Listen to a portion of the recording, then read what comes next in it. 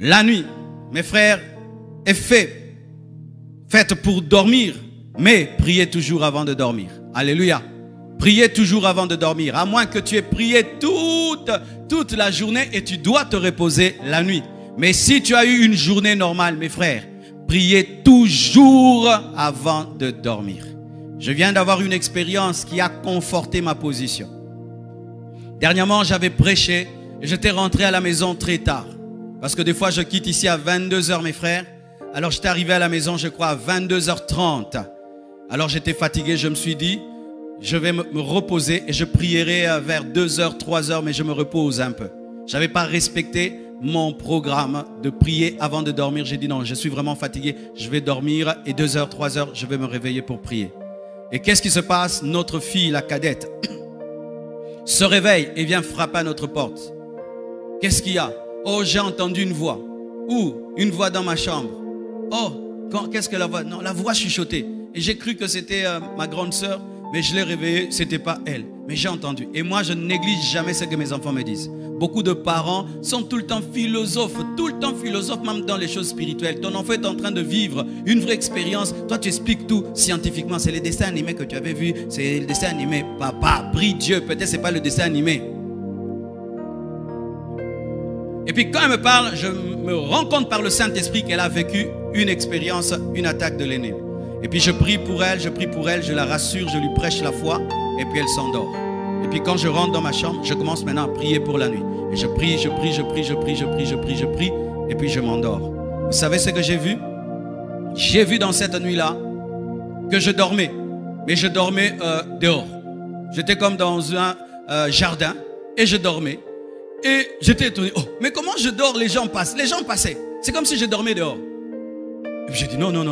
Et puis j'ai vu, j'ai refusé ça. Et puis je suis allé maintenant dans la maison. Et puis j'ai vu une clôture, grande clôture en fer, en métal, une porte métallique, une grande grue électrique qui traversait tout le jardin.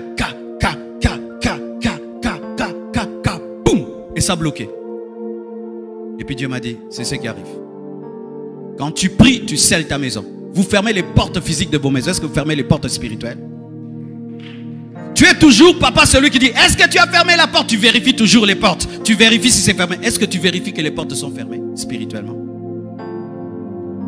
S'il y a des voleurs physiques, il y a des voleurs spirituels.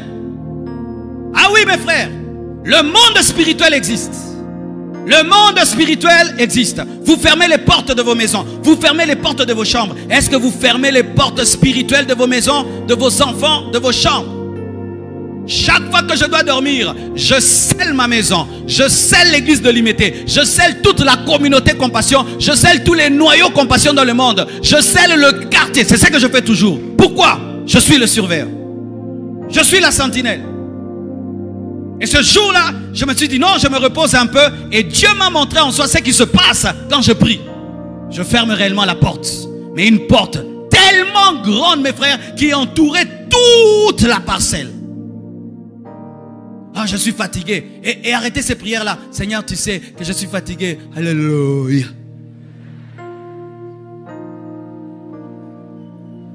Alléluia. Arrêtez ces choses-là de prier endormi. Non.